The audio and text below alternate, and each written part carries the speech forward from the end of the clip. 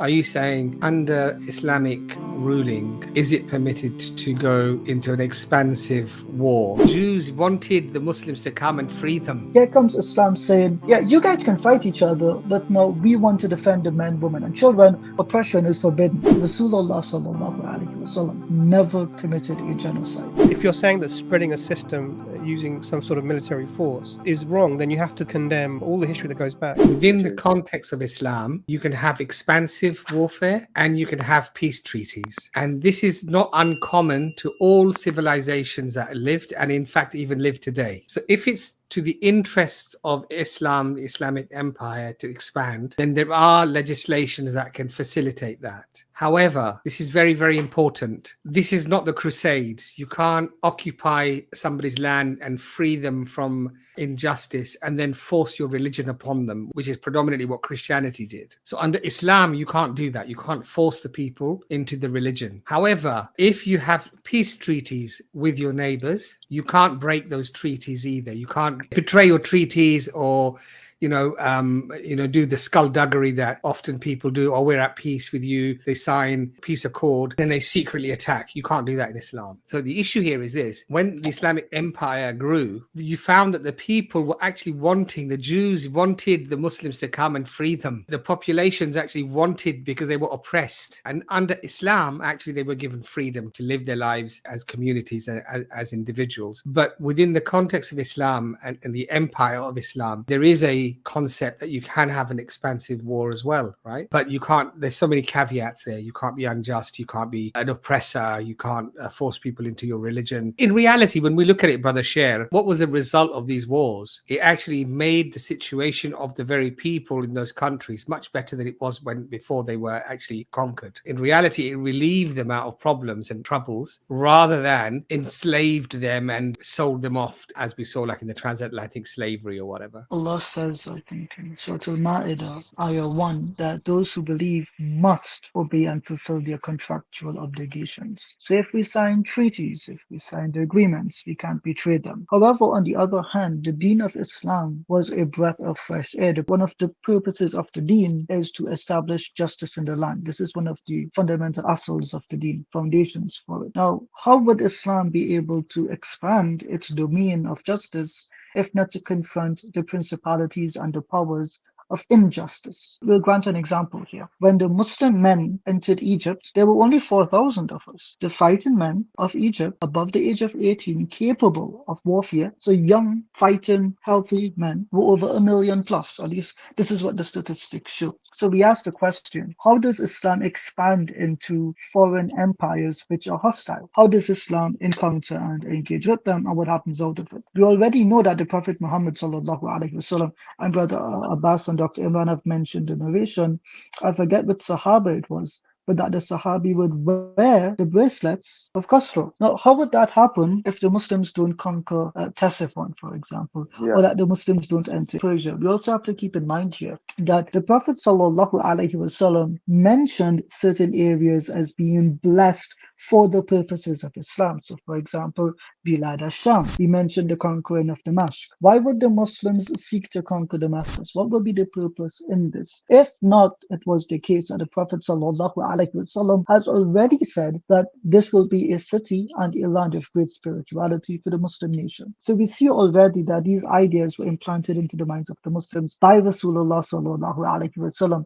Did he not send Mu'adh bin Jabal to Yemen, for example, radiallahu anhu? He sent him peacefully as a teacher, but it shows that Islam had to enter these lands one way or the other. On the other hand, we keep in mind that it is prohibited in the deen to force anyone to come to belief. So wherever Islam spread, you will see that the systems of the disbelievers were maintained. Their churches were maintained. We didn't destroy the pyramids. We didn't destroy the Sphinx, right? We didn't. Muslims at one point, and people need to remember this, we controlled Greece. Today I go to Athens, their temples still stand, doesn't it? It's the basis of their economy, their tourism. You get a point and look at it. So Islam is the religion, the deen, that actually, I would argue, introduced a system of life that was equitable and just for the people at that time. I read a book more recently on the Egyptian peoples acceptance of Islam. Up until the 11th to 12th century CE, even though they had entered into Islam, I think in the 7th century CE,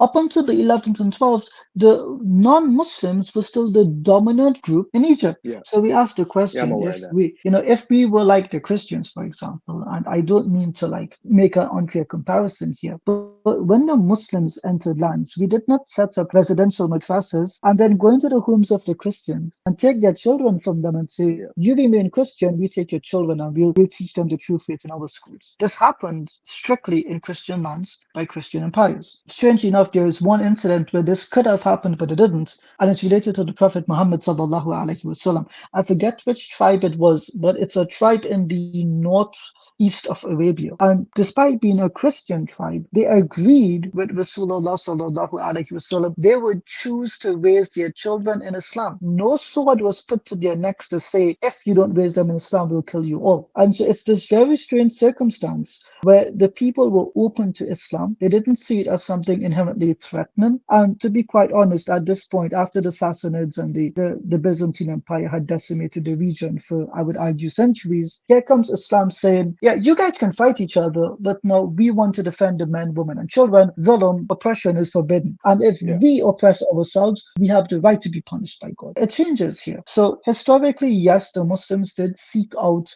to dismantle, I would argue, other empires, but they did so by first inviting them to Islam, by going to the people that they affected and introducing them to Islam, by sharing their message of Islam. And when there was need to defend the people with life and blood, they did so. But we don't say that the Muslims went and they were like the Crusaders, sacking cities and decimating people. Just keep in mind one thing: Rasulullah sallallahu alaihi wasallam never committed a genocide, and whenever the people fought, he fought them justly with strict laws that even to this day foreign nations have to adopt because of our legacy. So I say alhamdulillah for what Islam did, and that's just my thought. Definitely when the Muslims did come into those lands, when they were told, given the option of conversion or paying the jizya, they took the option of paying the jizya because it was far less than what the Byzantines and the Sassanids were actually taxing them anyway. It might be kinda- cheaper than the taxes today, for goodness sake. Yeah, Right? exactly. Right. The Muslims actually waived the jizya for the people who could not afford it. Right? Just Yeah. imagine the government coming and saying, "Okay, brother, so it looks like this year you can't pay your taxes. How about you just keep the money and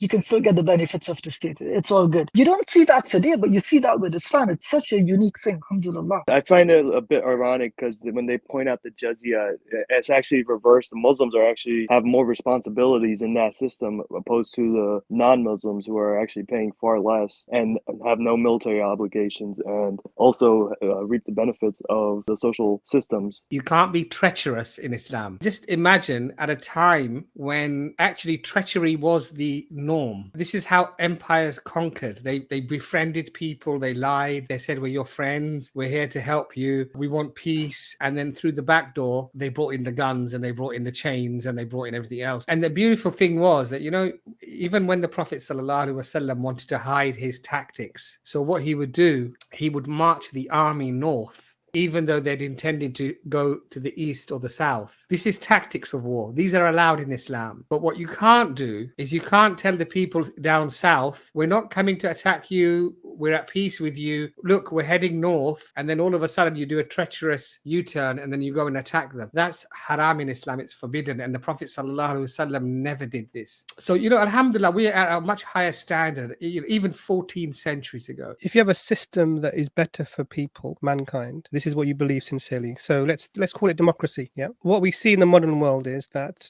It's enforced by the states, states yeah. that feel that they have a better system for democracy will use both soft power and hard power to ensure that this system is spread further. And we're not talking about your belief within this. We're just talking about the way the state functions. They will use soft power and hard power to expand this system so that the most people can benefit from it. So when we invade Iraq, it's to liberate them, or when we invade Afghanistan, it's to teach the women how to read.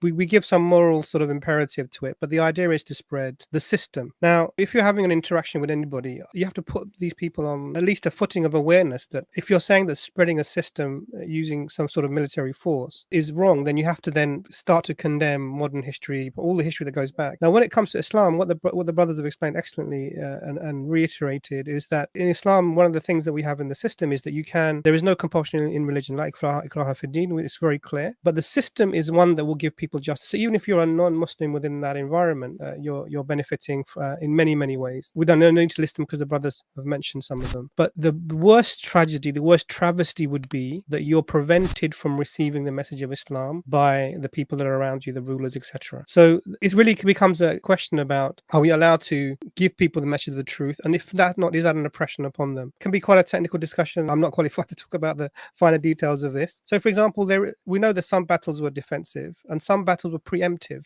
by the Prophet, peace be upon him. There were plans afoot, but nothing had actually happened against the Prophet specifically. The Battle of Tabuk would have been maybe one of these. The thing to remember is that we shouldn't be too worried about people saying, Muslims this is what they do, they expand. You can expand the lands, but expanding the religion is not part of that process.